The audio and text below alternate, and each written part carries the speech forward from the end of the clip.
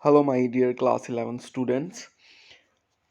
This is the lecture in continuation with previous lecture for the chapter Kinetic Theory of Gases, and we have already covered in previous lecture what is the concept of ideal or perfect gas and the equation representing perfect gas. We also discussed the assumptions of kinetic theory of gases, concept of pressure exerted by a gas. The result was P is equal to 1 by 3 rho C square, where rho is the density of gas and C square is where C is average velocity of gas molecules at that temperature. Other than that, we have also discussed kinetic interpretation of temperature and RMS speed of gas molecule. Now in this lecture, I am going to discuss with you what are degrees of freedom, what is law of equipartition of energy, and the specific heat calculation for mono, di, and triatomic gases.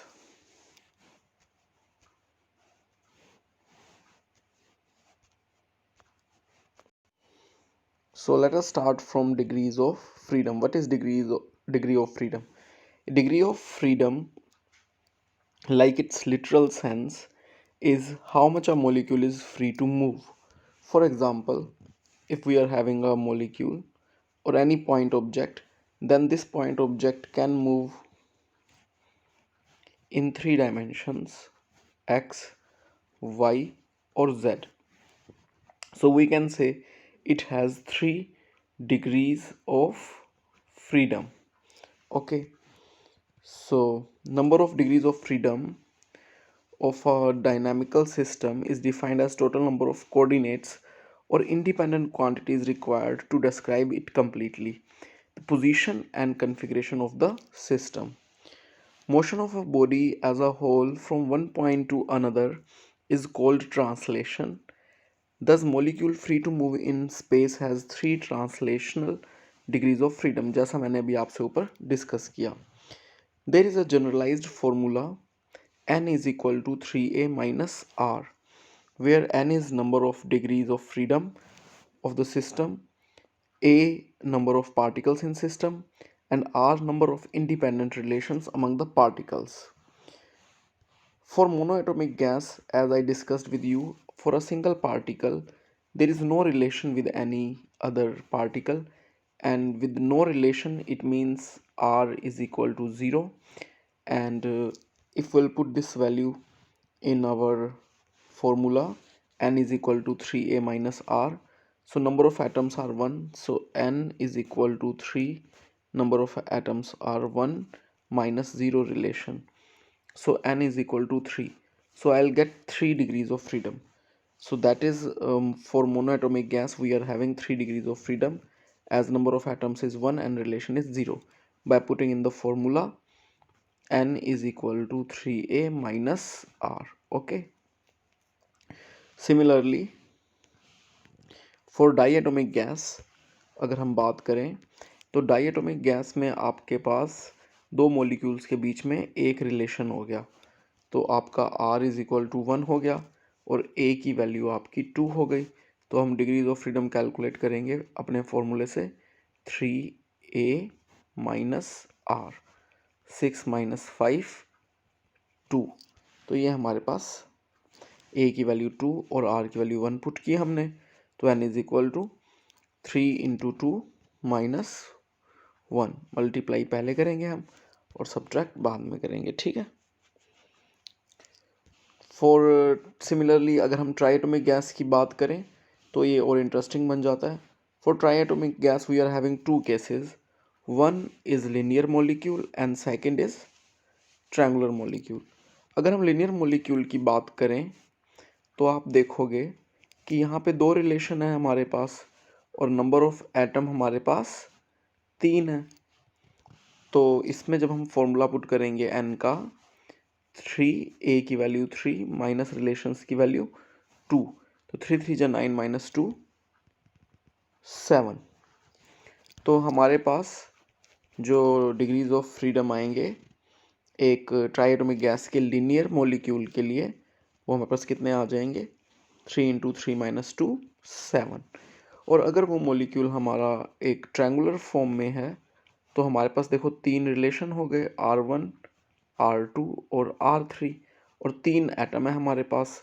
तो अब हमारे पास क्या होगा, A3 हो गया और R3 हो गया। जब हम फॉर्मूले में पुट करेंगे 3A - R, 3 3 9 - 3 6, तो हमारे पास n की वैल्यू कितनी आ जाएगी, 6।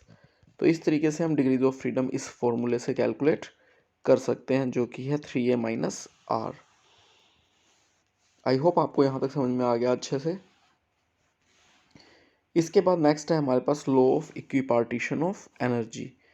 Law of equipartition of energy क्या कहता है, law of equipartition of energy कहता है कि जब भी किसी एक मॉलिक्यूल के पास एनर्जी होती है, जैसे आपके पास ये सैंपल है गैस का और इसमें आपके पास डिफरेंट पार्टिकल्स हैं, तो किसी के पास भी जो एनर्जी होती है, जैसे इसके पास, इस पार्टिकल के पास कुछ एनर्जी है, तो एनर्जी किस फॉर्म में हो सकती है किसी भी एक पार्टिकल के पास, वो एनर्जी आपकी, अगर इस पार्टिकल के पास ई एनर्जी है तो law of equipartition of energy कहता है कि ये एनर्जी उसकी सारी डिग्रीज ऑफ फ्रीडम में इक्वली डिवाइड होनी चाहिए।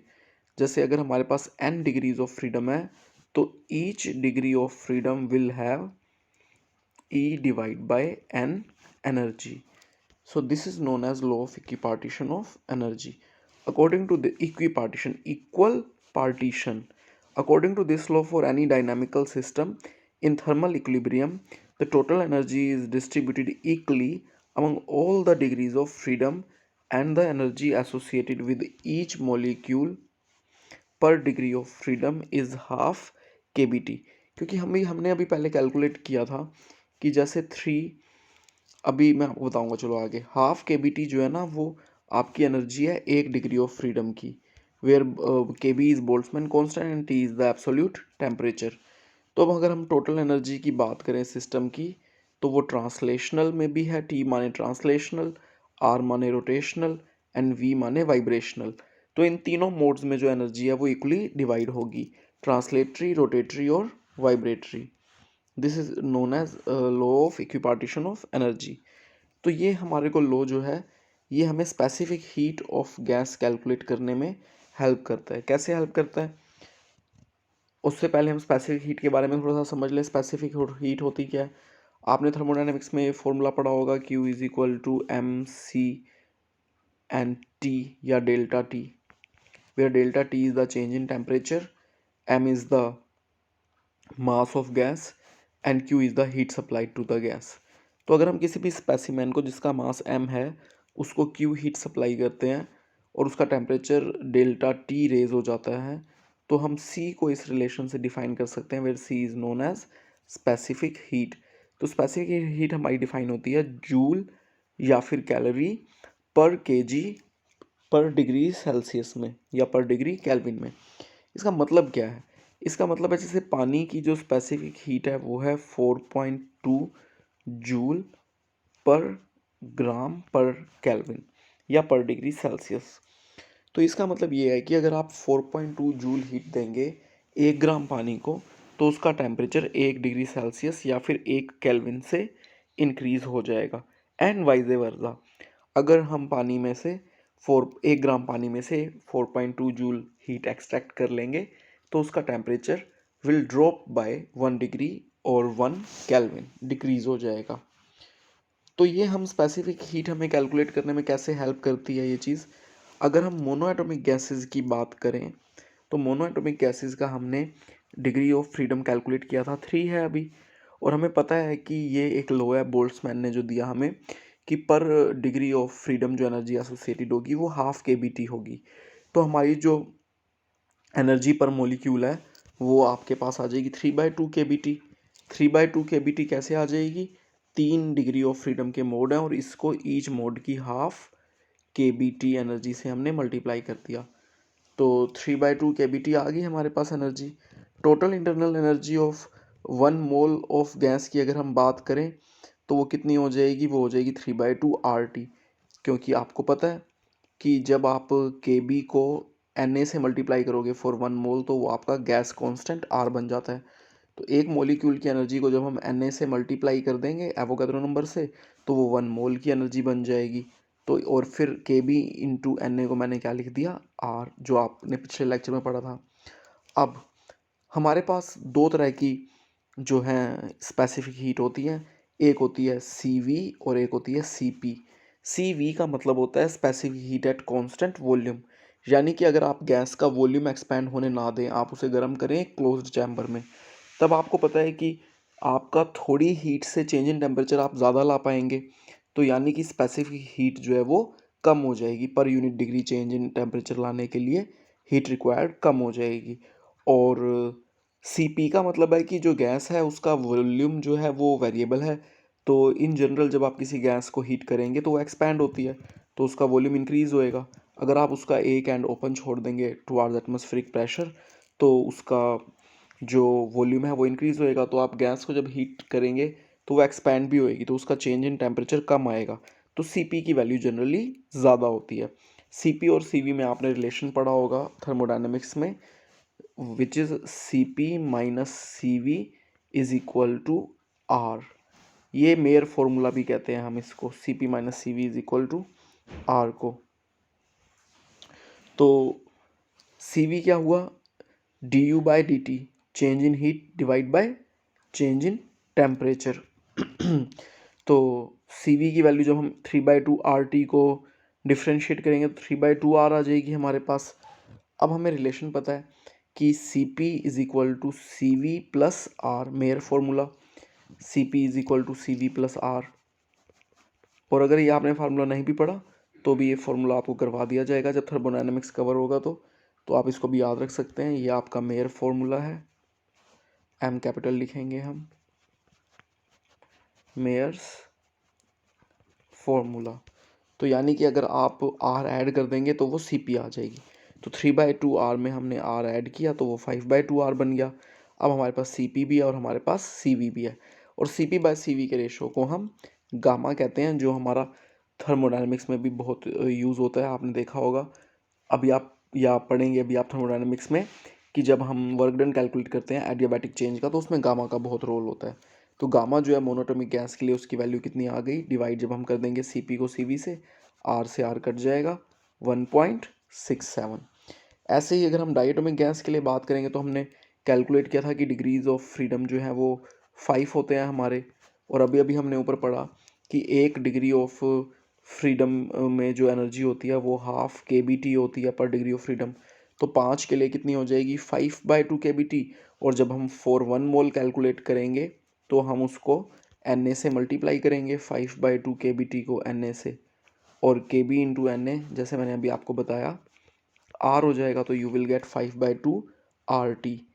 तो 5/2 RT को डिफ्रेंशिएट करेंगे, Cv is equal to du/dt, तो T गायब हो जाएगा, 5/2 इंटू R आ जाएगा। इसमें जब हम R ऐड करेंगे तो 7/2 R हो जाएगा। इस तरीके से गामा की वैल्यू Cp/Cv 1.4 आ जाएगी। ठीक है, तो अभी तक आई होप आपको समझ में आ रहा है सारा।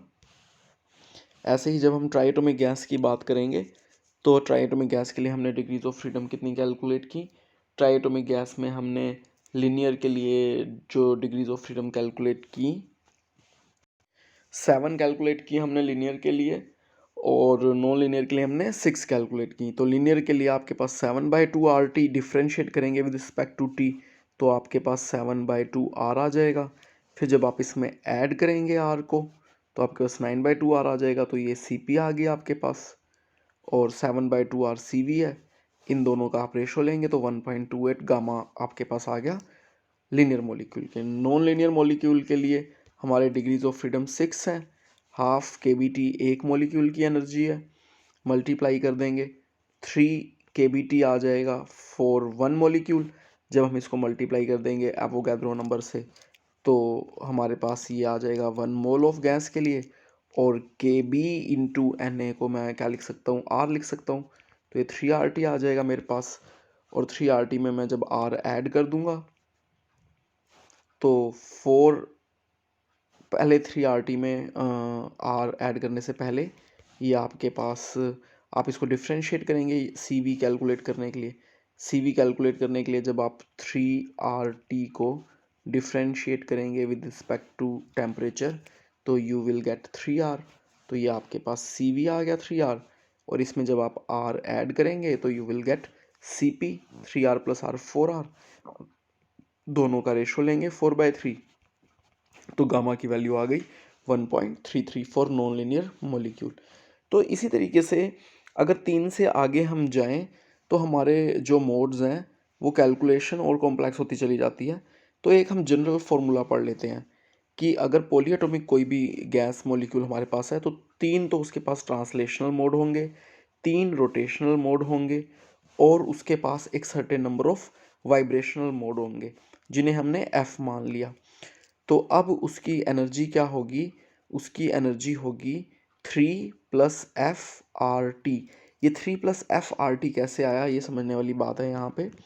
तो इसमें आप ऐसे समझो कि देखो, आपका ½ kBt ईच ट्रांसलेशनल के साथ और ½ kBt ईच रोटेशनल के साथ, तो यानी कि आपका 3 × ½ kBt प्लस 3 × ½ kBt, यानी कि आपके पास 3 kBt तो आपके पास आ गया ट्रांसलेटरी प्लस रोटेटरी का। ईच वाइब्रेटरी मोड की जो एनर्जी होती है वो ½ kBt नहीं होती, ये बात आप याद रखना। ईच वाइब्रेटरी मोड की एनर्जी kBt होती है।